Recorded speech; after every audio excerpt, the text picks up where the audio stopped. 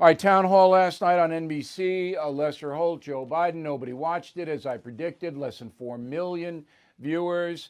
They were watching a football game, baseball playoffs, dancing with the COVID doctors. I think that's the new show, Dancing with the COVID Doctors. But they weren't watching Lester and Joe. Lester and Joe, not going to be renewed, I don't think.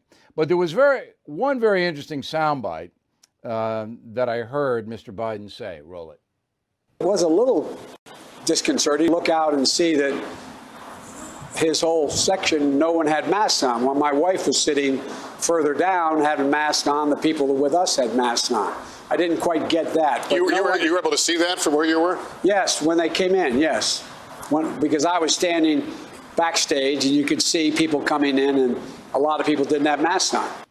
So I'm talking about the Trump family, all right? So it was disconcerting to look out and see their whole section, the Trump section, Trump family and the Trump supporters. He says they didn't have masks on. Well, if in fact that's not true, or they did have masks on, let's throw that picture up there.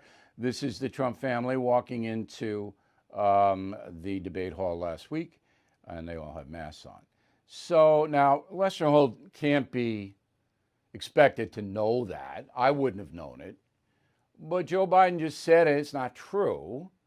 I'm not shocked. Politicians say stuff that isn't true all the time. Mr. Trump has, on a few occasions, said stuff that isn't true. But when you get to this level where Joe Biden believes he can say anything he wants without being challenged, then you're into a serious level. And again, last night he started with the Charlottesville, good people on both sides. I got to tell you, to me, if Chris Wallace and Lester Holt don't know by now the context of that remark, I mean, obviously they didn't read my book, The United States of Trump, where I exhaustively, letter by letter, tell you what the context was of that remark. And I just sit there and I let Joe Biden say that. And I don't think that's right. And I think that's why the news media will collapse shortly after the presidential election.